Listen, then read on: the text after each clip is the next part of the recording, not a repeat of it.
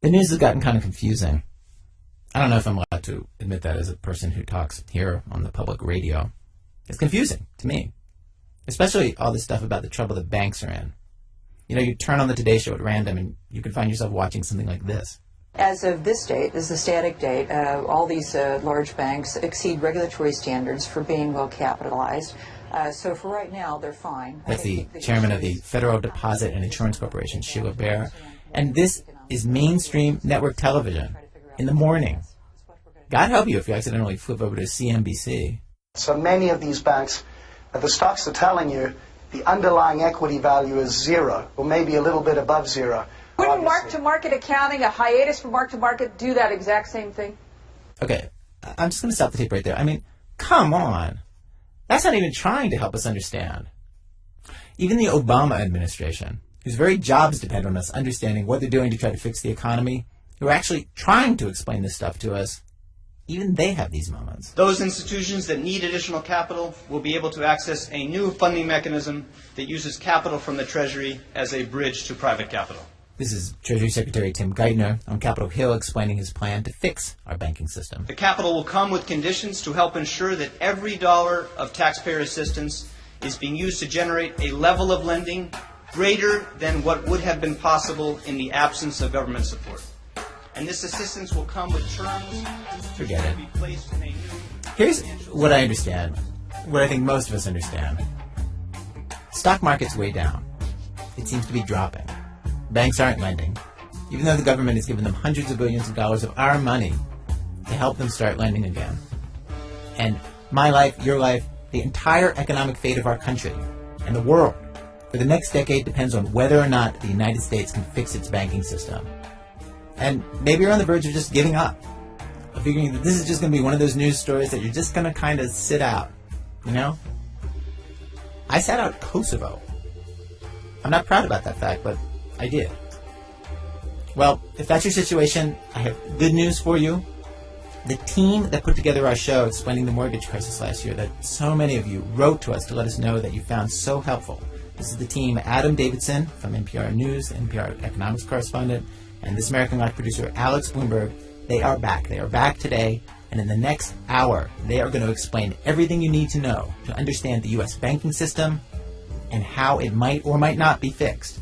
And I gotta say, they've been working on this all week. I've heard the thing. It is awesome. It is awesome. And at the end of it, you will actually be able to have an opinion. From WBEZ Chicago, it's This American Life, distributed by Public Radio International. Today's show is another collaboration between us and NPR News. The collapse of the U.S. banking system explained in just 59 minutes. Stay with us.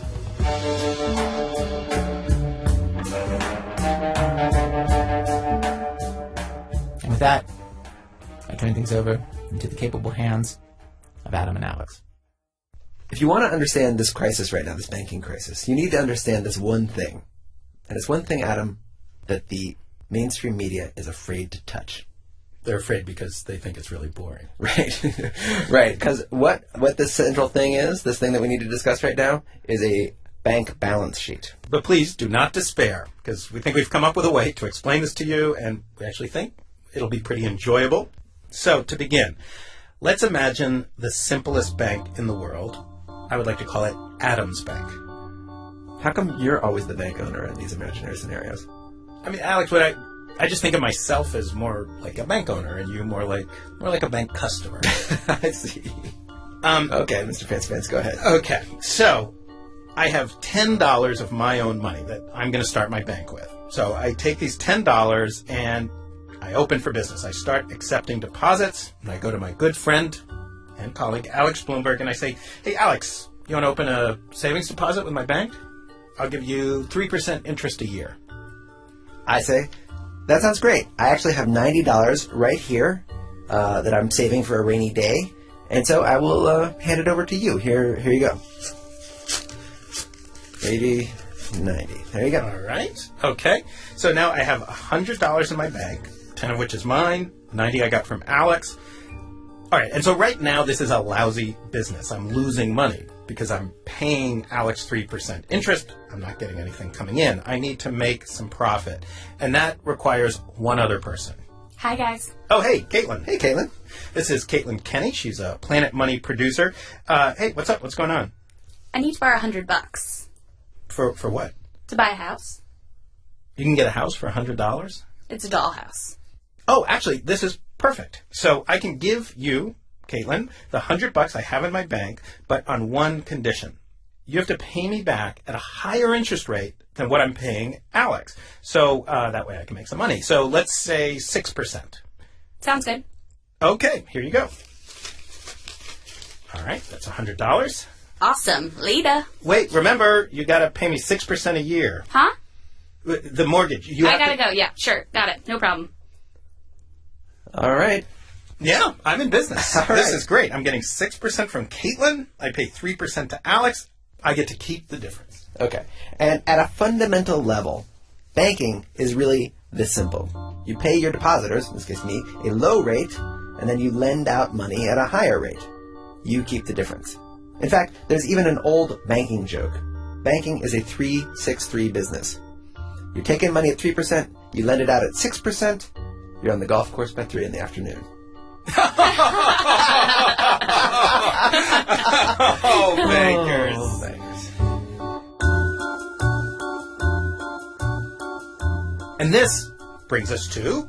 The subject of today's radio drama. Correct. So, what we have here right now is the world's simplest bank balance sheet. Picture a piece of paper with a line drawn down the middle. On the right side is my $10, the $10 I started the bank with, and the $90 I got from Alex. On the left side is the $100 I gave to Caitlin. If you notice, both sides are equal. 90 plus 10 on the right side equals 100 on the left side. And that's why they call it a balance sheet. Both sides have to balance. Okay, now some jargon. Adam's $10, that's called the bank's capital. The people who own the bank, that is what they own. And when Adam makes his profit every year, the difference between what he's getting from Caitlin and he's giving to me, that profit is added to the capital. So year over year, if the bank is well run, the capital gets bigger, Adam gets richer. But now the jargon gets completely confusing and backwards because most of us aren't used to thinking like a bank. The $90 that I deposited in Adam's bank, that also has a name, and it's called Adam's liabilities. Now, to me, of course, it's not a liability, it's a deposit, and it's my savings. But to Adam, it's a liability because if you think about it, he owes me that $90. He's liable to me for that money. I can withdraw it at any time, and he needs to pay me interest on it. To him, it's like a loan I gave him. And I think we should introduce another piece of jargon. Sure. That $100 that I gave to Caitlin, that's called my asset. Huh? Well, you have to pay me some money every month. So I think of Caitlin's dollhouse mortgage, I think of it like an investment. I give you $100 up front, you pay me back 6% a year for 30 years or however long your dollhouse mortgage is. That is my asset because you pay me that nice return every year, right? Huh? You're going to pay me 6% a year, right? Oh, I said that? Yes, you have a mortgage. Oh, okay. Excellent work, guys. That was very nicely illustrated. Okay, so the point is every single balance sheet looks this way. You got on the one side, on the left side, you have assets, and on the right side, you have liabilities plus capital. And they always balance out. And this is true from this very simple hypothetical bank in a world with one depositor and one dollhouse to the largest and most complicated bank that has ever existed, Citibank, whose balance sheet I have right here. And Alex, you did not secretly break into the corporate offices of Citibank, right? That's something you can just print up off the internet. Right. And it says here what they have. Instead of $100 in assets, of course, they have a little bit more, specifically $1.95 trillion in assets. That's a lot of dollhouses. Yeah, it is. And I'm reading it right here. It says assets, total assets, $1.95 trillion. And then on the other side, liabilities, $1.8 trillion. Capital, $150 billion. And that also equals $1.95 trillion. It all adds up. Assets equal liabilities plus capital. Both sides of the balance sheet balance. So, here's where things get interesting. And here's why we're explaining bank balance sheets on the radio, and why you are, we hope, listening with rapt attention. Alex, I really hope they're still with us. Me too. I hope you're out there. Okay, it's getting interesting. It all has to do with Caitlin. Hey, Adam. Hey, Caitlin. I can't pay my mortgage. What the? I lost my job. I mean, you didn't ask me about my job in the first place, but now I don't have one. So that money, it's not coming. Oh my God. Well, I mean, for a few years there, you bankers were giving out loans to all sorts of deadbeats like Caitlin. Hey! Sorry, Caitlin. Without checking to see if they had jobs first. All right, I'm going to kick you out and take the dollhouse. But my baby! Where will my baby sleep? Caitlin, it's a doll baby. Get out. Fine.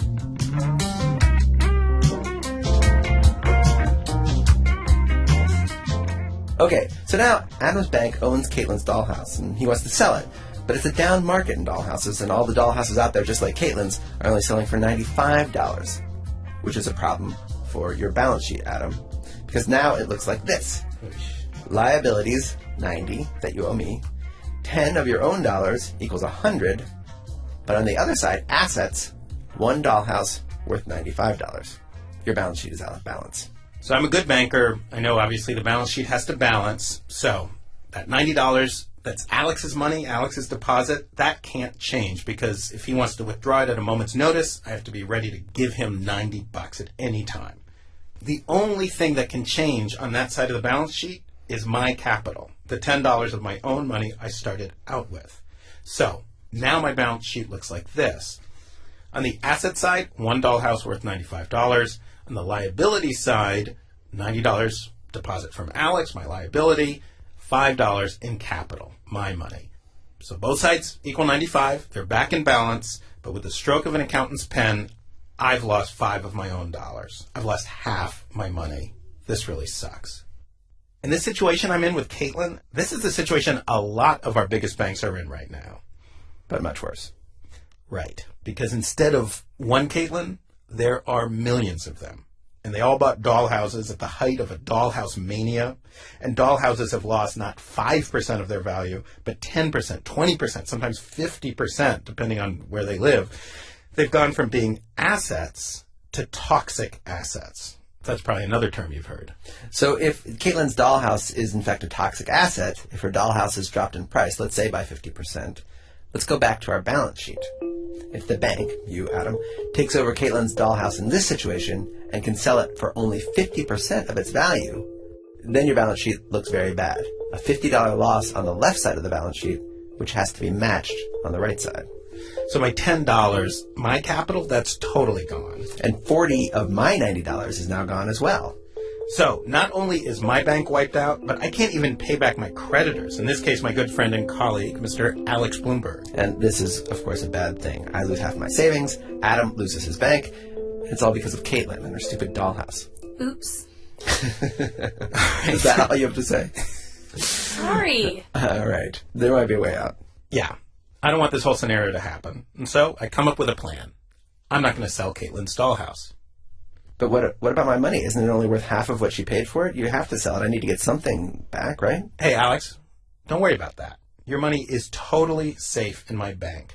Because, let me tell you something, the dollhouse market is coming back.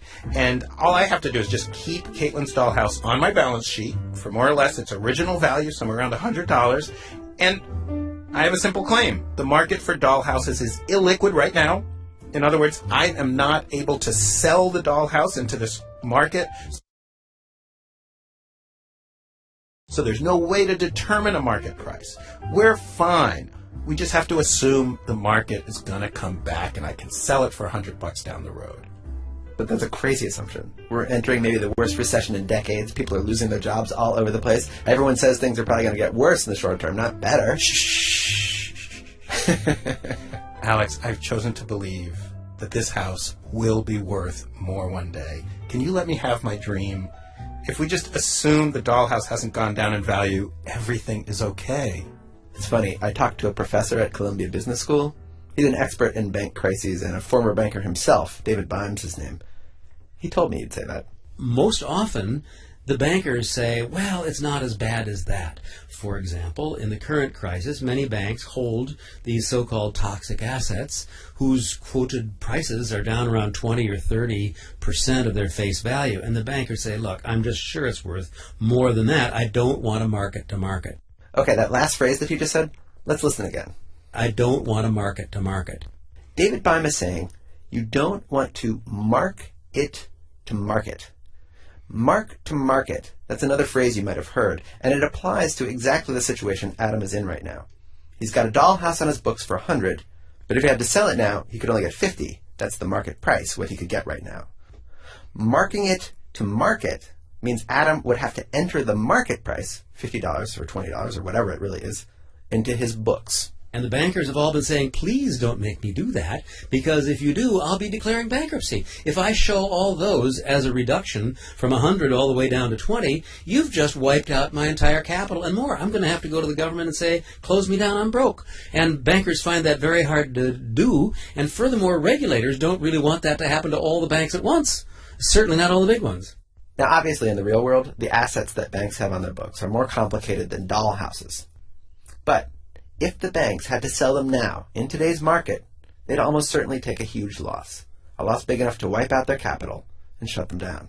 And it's not just a few banks. Banking experts estimate that more than 1,000 banks are either facing this situation right now or they will soon. And that includes, and this is the crucial point, many of America's largest banks. They owe more money than they have.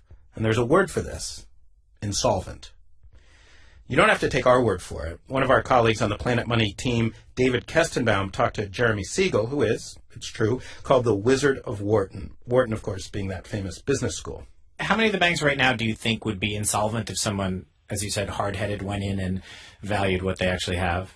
Well, I don't know how many, but I think there might be on a current market value. And again, the market may be over-discounting some of these, but probably wouldn't be surprised if Citi and Bank of America really at current value of their assets don't cover the depositors and the bondholders and would wipe out shareholders' equity. And there could be others too. All right, let's just pause there for one moment. When they talk about the banking crisis, this is what they mean. This is it. Siegel is saying two of the biggest banks in the United States, their assets are too small to cover their liabilities. The losses wipe out the capital, and there's still not enough left to pay for all the depositors and other people who lent the banks money. That is just huge. Yeah, this quote really makes me nervous. Though I do want to be clear about something. Normal people, depositors like Alex with a regular savings account, they would not lose any money under any scenario because the government guarantees their deposits up to $250,000. But big banks get a lot of their money from big investors who lend them millions or billions of dollars. And that money's not protected. If the banks go down, these investors could lose their money. And the consequences of that will ripple around the world.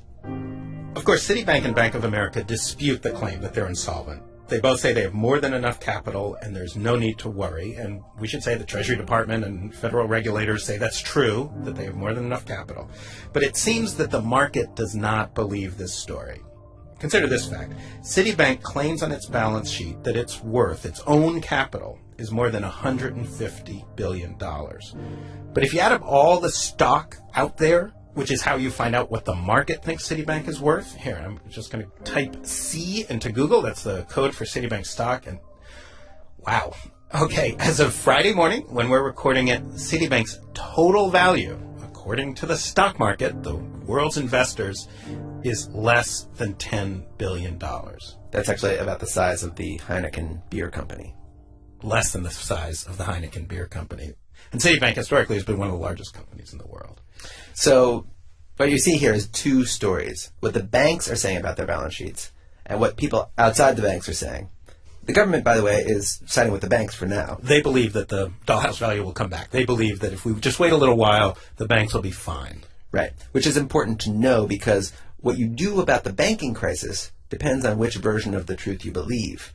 The Secretary of the Treasury and the federal government say now, anyway, that Citibank and all the other major banks are well capitalized and they just need a little cushion for insurance. All right, so this is the situation our country is in. If the Wizard of Wharton and the stock market are right, two of our largest banks are either insolvent or really, really close, and probably lots of others as well. Those two banks, Citibank and Bank of America alone, have over a quarter of all the money in the U.S. banking system. 90% of all the money anybody has on deposit in the U.S. is just in the 20 largest banks. So if they start falling, the U.S. economy, the world economy are basically done for a while. So what do we do? There are two options that have been discussed a lot. One option was the one that former Treasury Secretary Henry Paulson originally proposed, the first TARP, which you'll remember stood for Troubled Asset Relief Program, and now that word might make a little bit more sense. The idea there is pretty simple.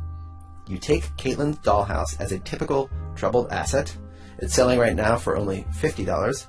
Under this plan, the government agrees with Adam that someday the market will pay a lot more for that dollhouse, and so it buys it from Adam for a higher price than he could get right now. Let's say $92. Okay, I'd still take a hit to my capital. I'd lose a lot of my money. I'd lose 8 of my $10. But I'd get to keep my bank, and I'd keep my depositors, like you, Alex, whole. But we, the taxpayers, get stuck with a $50 dollhouse that we paid almost $100 for.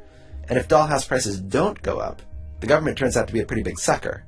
And this plan bails out people like Adam, even though he's the guy who got us into this crisis by making unbelievably stupid loans to deadbeats like Caitlin. Easy, pal. Easy. Sorry, guys, I got carried away. Anyway, the government can't pay less for the dollhouse, can't get a better deal, because if it gets a good deal, if it only pays what the market would pay, that wouldn't save the banks. That would defeat the whole purpose.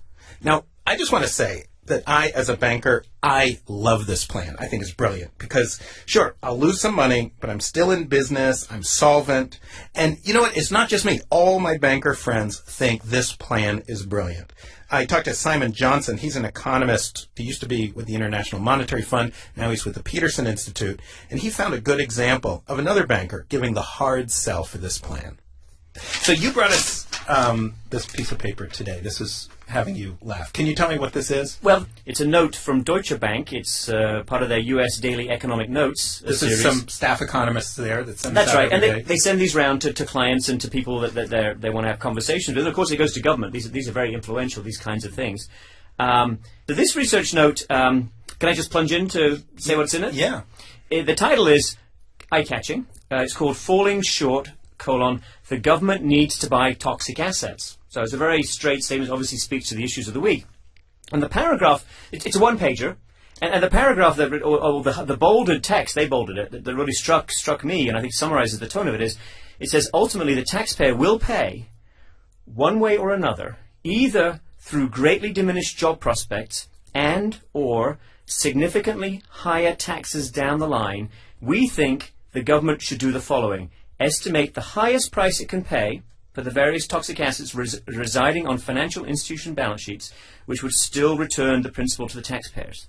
Now, if I can if I can translate that. You have a phrase for this note. This is a robbery note. It's saying, guys, either you'll have 20% unemployment, or national debt will go up to these dangerous levels, unless you buy toxic assets, not for what they're worth, not for what the market price is, as much as you can pay. Wow. So it is saying, I mean, the key line here is the taxpayer will pay one way or another. I had a landlord, I don't think he was in the mafia, but he tried to cultivate the image, and he would, he'd say things like, there's an easy way and there's a hard way. And I can just hear him saying that you're going to pay one way or another.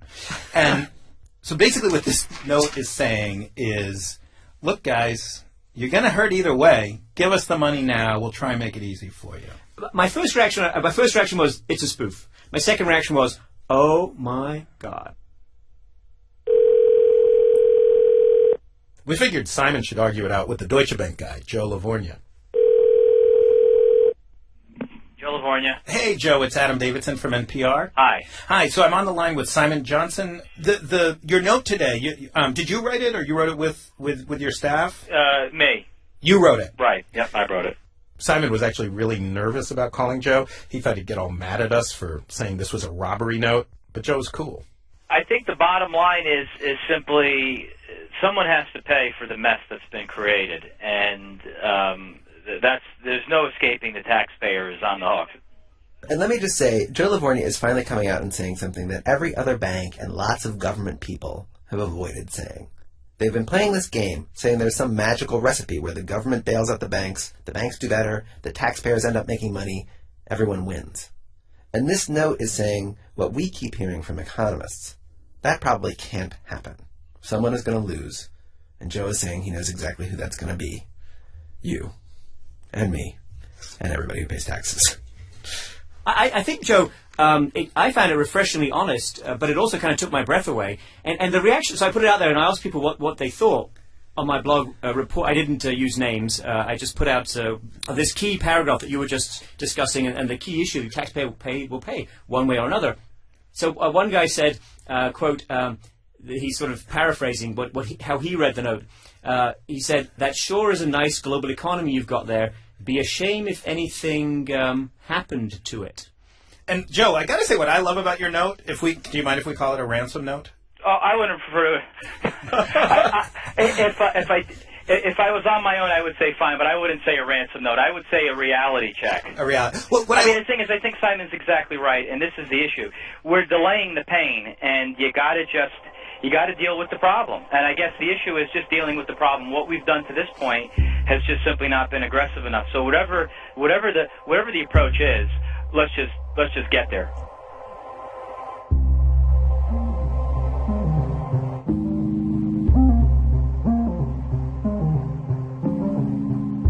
So let's talk about a second way the government could address this whole mess. The government could say to bankers like me, okay, dude, get real.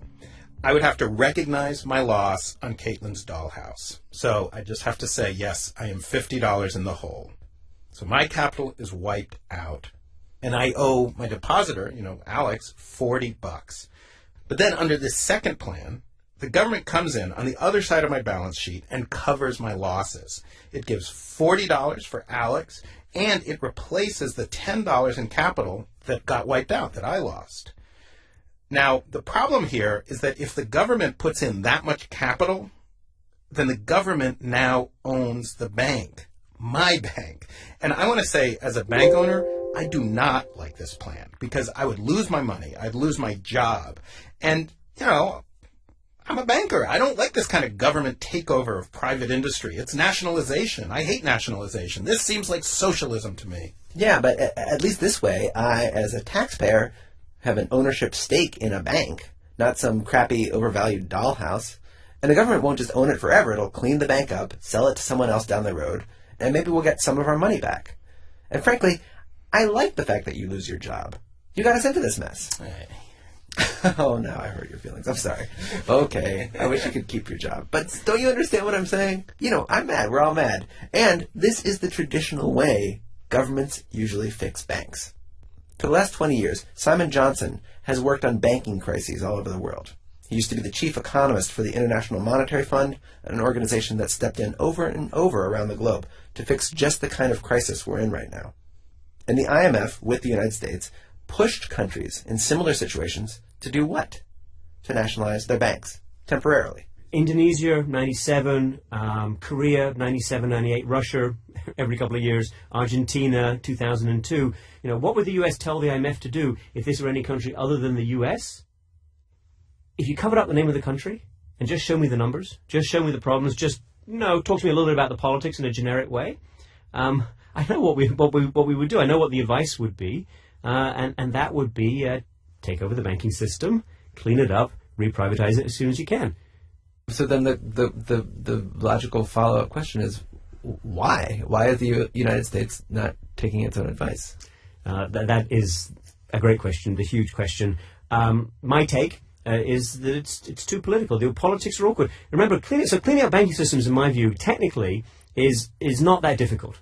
But when you clean up a banking system, you do it properly, some powerful people lose. They lose their bonuses, they lose their banks, they lose their access. So who's going to lose? Who's going to decide who's in and who's out? I don't think the people at the top are yet ready to have that conversation. One of the reasons they might not be ready to have that conversation has to do with the practical challenges of taking over the banks.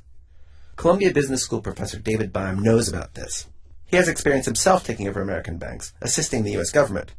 This was back during our last banking crisis, the savings and loan crisis in the late 1980s. When that crisis hit, he started advising the FDIC on the problem, which was big. Every large bank in Texas and Oklahoma failed in that era, every one of them. It was the biggest banking crisis America had faced since the Great Depression, and compared to now, it was nothing. What I faced in the 80s was a regional crisis, so that the FDIC was willing to shut every major bank in Texas and Oklahoma, cleanse them of their bad loans, relaunch them with new management and new shareholders. That was the best practice of the day, and they did it very well, and they got through the mess and got through it elegantly. It's harder to do that for the nation. It's harder to say all the big banks in the country should now be closed. That is kind of awesome. I mean, you would not want to do that all at once. This crisis is advanced so fast and so globally. It's not just the United States, of course. Banks are crashing all over Europe. The banks of Europe are actually in worse shape than those of the United States, even those that never touched a mortgage-backed security. This is a global crisis. It's absolutely everywhere. And under those circumstances, it's harder to advocate closing down all the banks. But I'm trying to understand, what is the difficulty? Is it simply you need somebody to sell the assets to, and if you're taking over the largest banks in the country, like there's nobody to sell assets to? Is that what it is? Yeah, you can sell one bank. You know, I'm sure you could put some buyers together. There's private equity funds and others who could, I'm sure, be found to buy one bank. But to buy the banking system of the globe is sort of a tall order.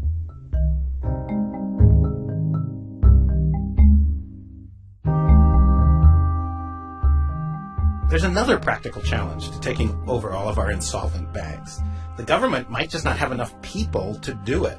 The one time the FDIC actually fully nationalized a U.S. bank, which was Continental Illinois in 1984, it took more than 100 government regulators. Citibank alone is 20 times bigger. And the banking system is far more complicated now than it was then. One expert told me we might be talking about thousands of people needed for each bank we take over. A second problem, nationalizations are kind of like potato chips. It's hard to have just one. You'd have to come out with a plan for all of them, or all the big banks, and you'd probably have to do the whole thing in one day, at one time. Because if you just take over one big bank, people with money at the other banks will start worrying that their bank will be nationalized next, and that'll cause investors to panic, and they'll just pull all their money out of the bank. Now, to be fair, there's debate about these logistical arguments. Simon Johnson, the economist who worked at the IMF, says he heard very practical arguments against nationalization in every country he went into. And there are ways to deal with all of it, the timing, the staffing. He said it might be possible, for example, for the government to hold on to the banks for just a few hours before turning it back over to private investors. And so when bankers like me tell Simon that there's all these practical reasons we can't do this in America, he has an answer. I'm sure they're all sensible, Adam, but let me speak as if I were the IMF acting on the behalf and with the support of the US government back in the 1990s. Adam, stop with the whining. You know it's got to be done. Just do it. The longer you wait, the more you prevaricate, the more it's going to cost you.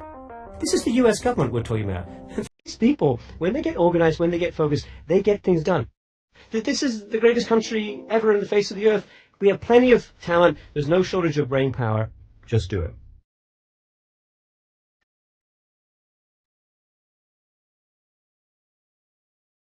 Now, you might have noticed that the government is not doing either of these options. Instead, they're doing sort of halfway versions of both. They have not committed to buying up all the dollhouses and other toxic assets at something closer to their full price, but they have created a new trial program that allows the government to help subsidize private investors who, they hope, will buy a lot of these assets.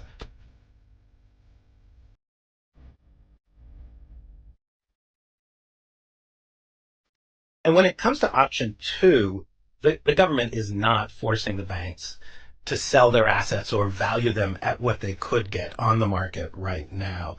The government is not taking over the banks. They're not nationalizing them. In fact, the government has gone out of its way to give banks money without taking control. They've given banks over $240 billion, including $45 billion to Citibank alone. But the government structured the deal in a special way, specifically designed so it was not a nationalization. And this week, when Citibank's troubles got worse, the government had to go through these amazing contortions to help the bank without becoming its owner.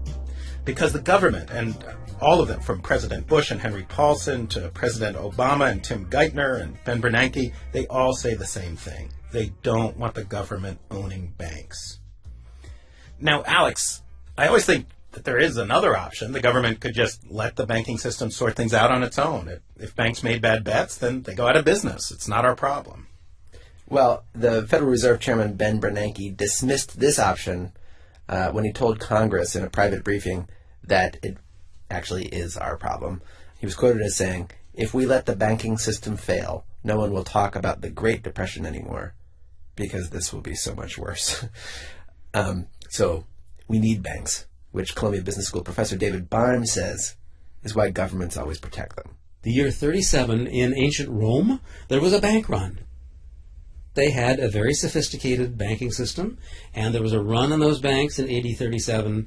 Some number of ships didn't come in with their cargo or something happened, and the emperor was out of Rome, and how did he deal with it? He did just what Ben Bernanke would do. He came galloping back into Rome with bags full of coin and distributed them to the banks. It's been happening as long as there have been banks. Governments must protect banks. So if the government won't let these banks fail and also won't take them over, it means that Citibank, Bank of America, throw in JP Morgan Chase and 3 or 4 others, they have us over a barrel. We can't let them just fail, and it's going to cost us one way or another to keep them alive.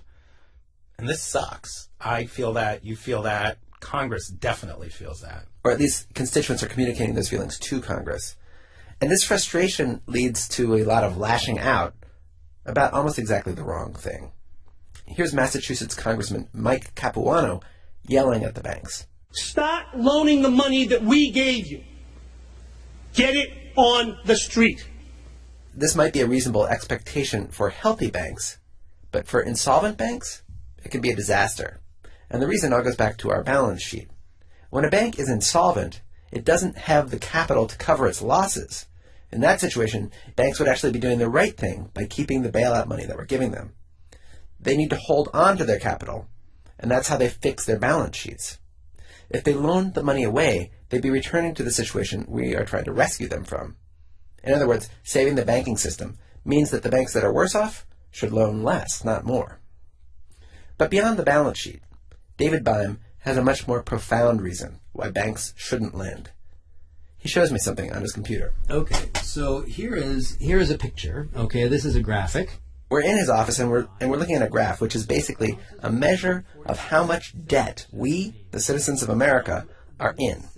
How much we all owe on our mortgages and credit cards and auto loans compared to the economy as a whole, the GDP. And for most of history, the amount we as Americans owed was a lot smaller than the economy as a whole. This ratio, household debt to GDP, bounces along between 30 and 50% for most of the 30s, 40s, 50s, 60s, 70s.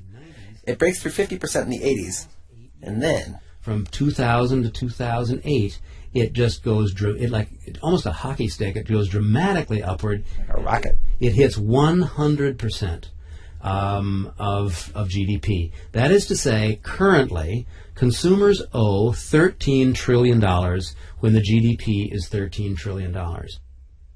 That's a 100% of GDP owed by individuals. That is a ton.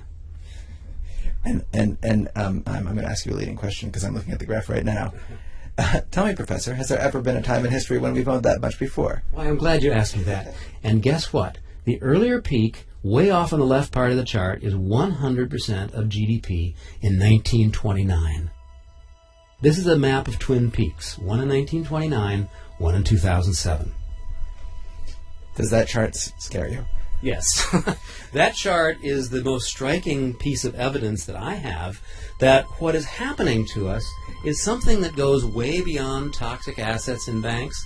It's something that has little to do with the mechanics of mortgage securitization or ethics on Wall Street or anything else. It says the problem is us. The problem is not the banks, greedy though they may be, overpaid though they may be. The problem is us. We have overborrowed. We've been living very high on the hog. Our standard of living has been rising dramatically in the last 25 years, and we have been borrowing much of the money needed to make that prosperity happen.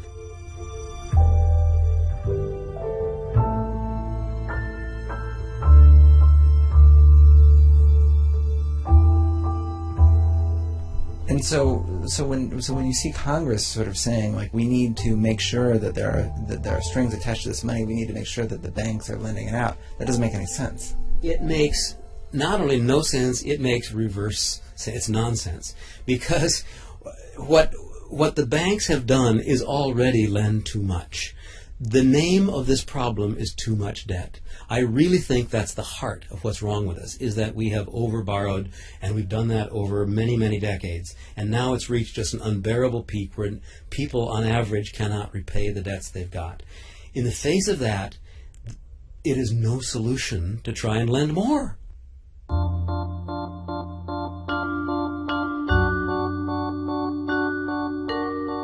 right, so Alex, our little radio drama is over.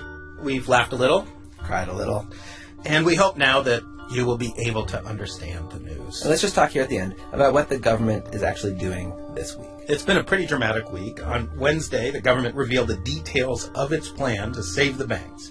Now, remember, we said that there are people out there who are saying the government has to act quickly to acknowledge the problems on bank balance sheets, declare insolvent banks insolvent, and step in aggressively to fix it all. One person who believes that, Simon Johnson, that former IMF official. Yeah, I think there's a level of deceit here, right, on the part of the banks, and I think the government is going along with it far too much. One of my colleagues nicely articulates what should be the principle now, which is no new lies. Right? The balance sheet of these banks is, as far as we know, a huge lie. Right? They don't want to show you and tell themselves what this stuff is really worth. And we're saying, deal with it now, deal with it seriously, confront the problems in the banking system openly, or there will be hell to pay. Simon Johnson says, every day we delay taking over insolvent banks, the economy gets weaker and the solution gets more difficult. Well, according to the plan the Obama administration revealed this week, they have a different view. They think it's best to go about things a bit more deliberately. They announced on Wednesday they're going to take 2 months to figure out how healthy the banks are. That's the stress test you've heard a lot about. And another 6 months to give some money to the banks that need it. And they've said to the media and to Congress that they're pretty sure they know what those stress tests are going to find. That America's biggest banks are healthy. The government will never need to take them over. In other words, given a choice between Simon's option, a scary and unprecedented, for this country at least, takeover of the nation's largest banks, and much smaller measures where they keep the banks afloat, don't challenge them too much on the truthfulness of their balance sheets, and hope that in time things will sort themselves out, they're going with time. But their public statements did leave them plenty of wiggle room. And of course, if they were planning to take over the banking system, they wouldn't announce it beforehand. They'd probably say exactly what they're saying right now, at least until they got everything set up, until they hired enough people, put all their plans in order. And then one Friday evening, they'd make an announcement and nationalize the banks over the weekend.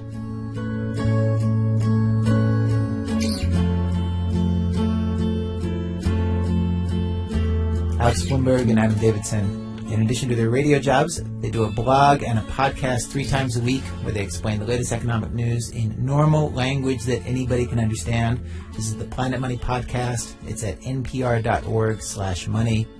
Coming up after the break, we go on a field trip to visit a toxic asset in its natural environment, which in this case turns out to be suburban New Jersey. That's in a minute from Chicago Public Radio and Public Radio International when our program continues.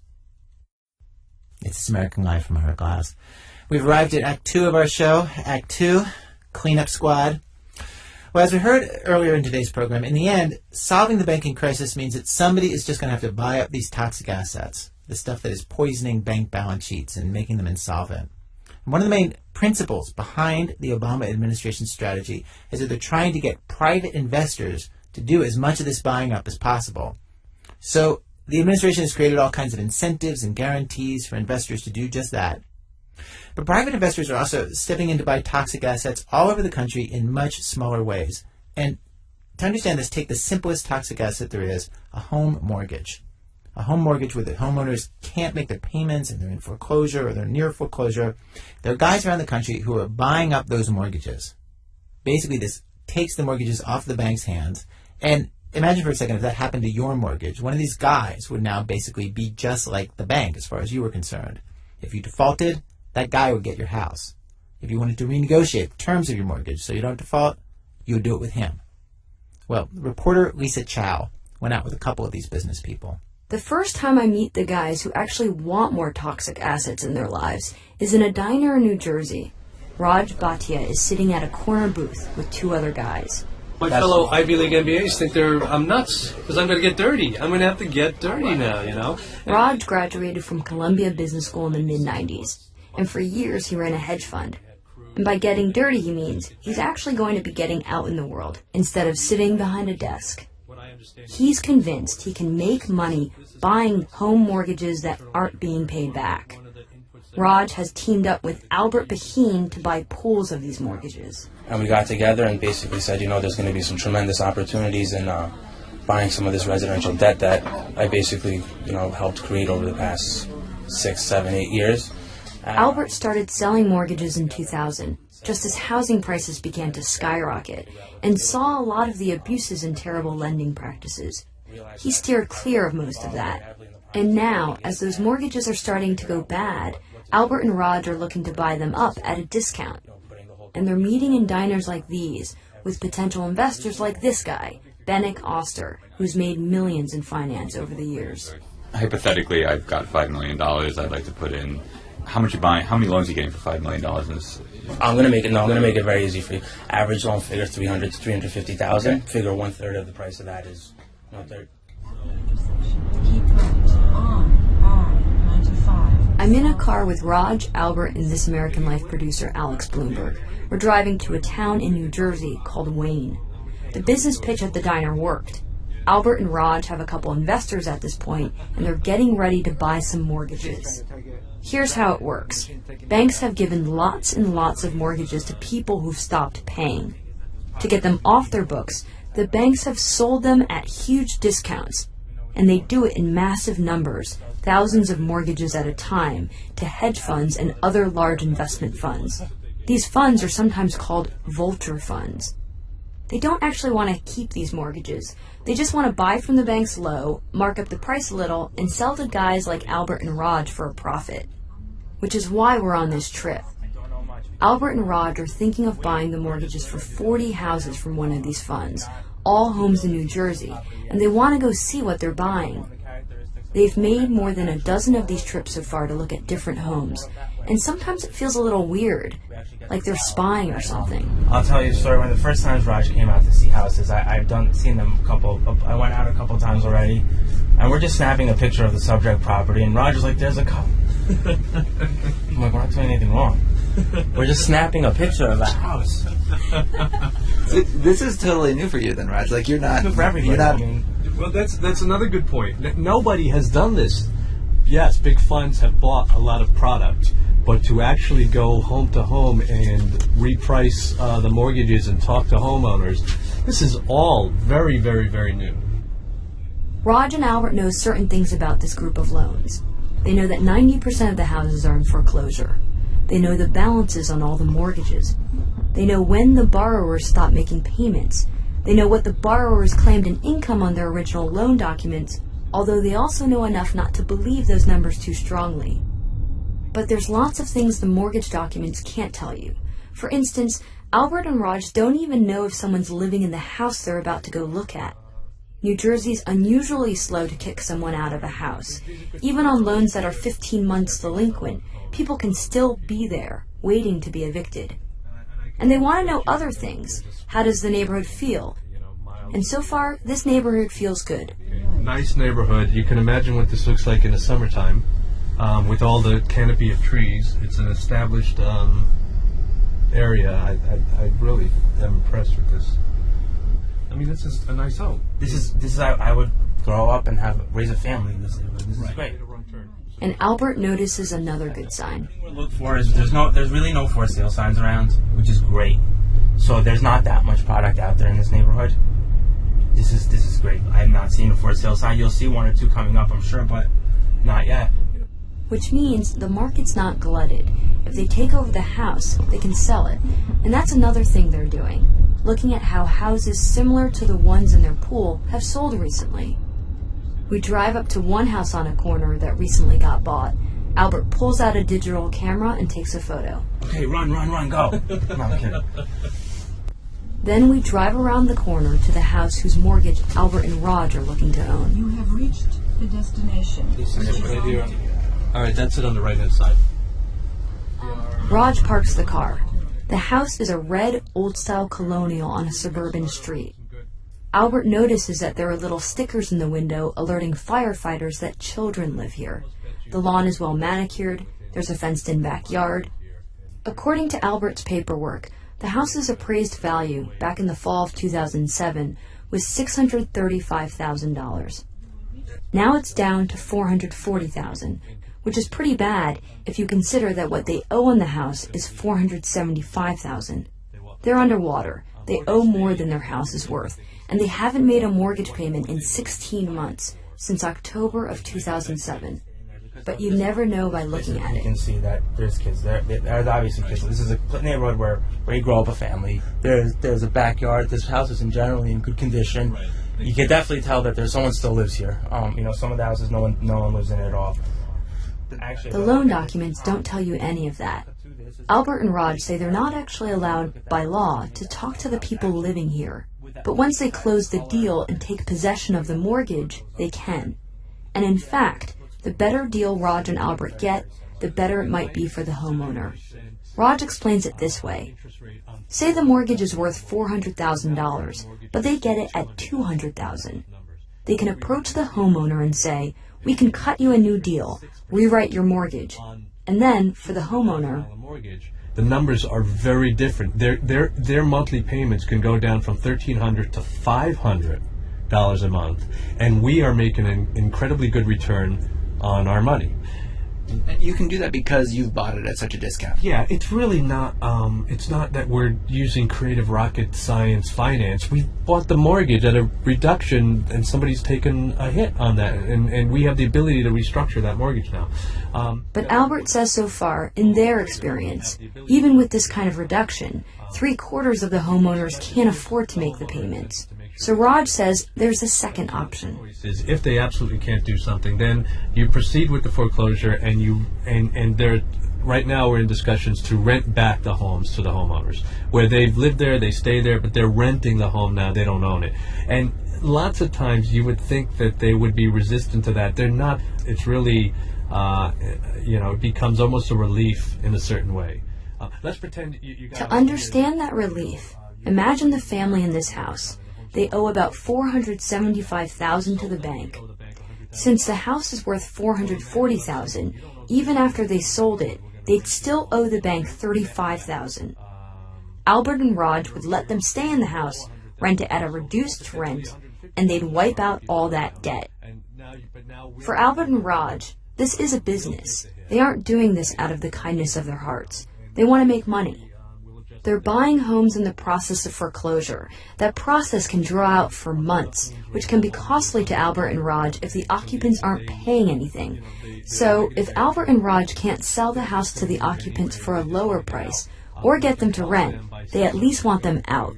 And in that situation, Raj has a simple pitch to the homeowners. Considerable. Why don't we help you by writing you a check, $5,000 to $7,000? Every home's different, depends on percentages, and we'll help you move. And you just give us the keys, and we'll take over the home. Albert and Raj have already brokered a couple of pools of mortgages for other investors. Raj says the best case scenario is the homeowners are willing to talk to them and renegotiate the loan. Worst case scenario really isn't worst case. It's that we're not getting any communication from the homeowner. We try to call, we try to send letters.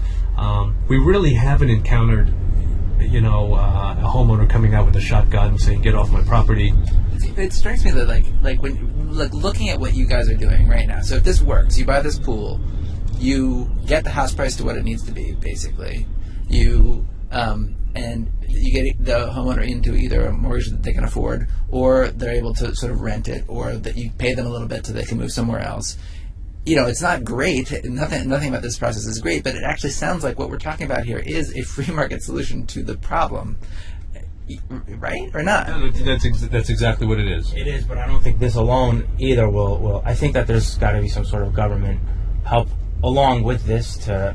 But why is that? I mean, you did this without government help, or did you not? I'll tell you why. It's a simple answer. There's not enough of us out there to absorb what's out there. In other words, if we had unlimited funds, if Mortgage Strategies had unlimited funds, that's the name of your company. That's the name of the company. We could ramp up very quickly, and we could be putting away hundreds of millions of dollars this type of product and working through it. I mean, we could do that. We would have a staff and we'd be out there and we'd do it. And that would maybe make a little bit of a dent here in the New York metro area. You got to remember, there's trillions of dollars of product out there right now. But no, there's even a bigger issue out here, and that's that. Or what we're seeing is that a lot of banks don't want to get rid of this product because I think they can't afford to get rid of it at the prices that the market is saying. This is market. Like, in other words, if they sell you these pools of loans at the prices you need to be able to make money and actually do the work you're doing here, they'd go bankrupt. Yeah, they'd be insolvent. Yes, I think so. That's exactly what I'm saying. Here's another problem. Albert and Raj, as hard as they're working and as complicated as it seems, are actually dealing with the simplest assets out there. Simple home loans between a bank and a person. They're not dealing in the complex world of mortgage-backed securities, where mortgages were bundled, sliced, and sold to thousands of investors, and where it's difficult to trace ownership and almost impossible to figure out what you're actually buying and who you're buying it from. They're not dealing in any of the exotic financial instruments like collateralized debt obligations. Essentially, Albert and Raj are buying the least toxic of the toxic assets on banks' balance sheets. Now, we just need someone to buy the rest.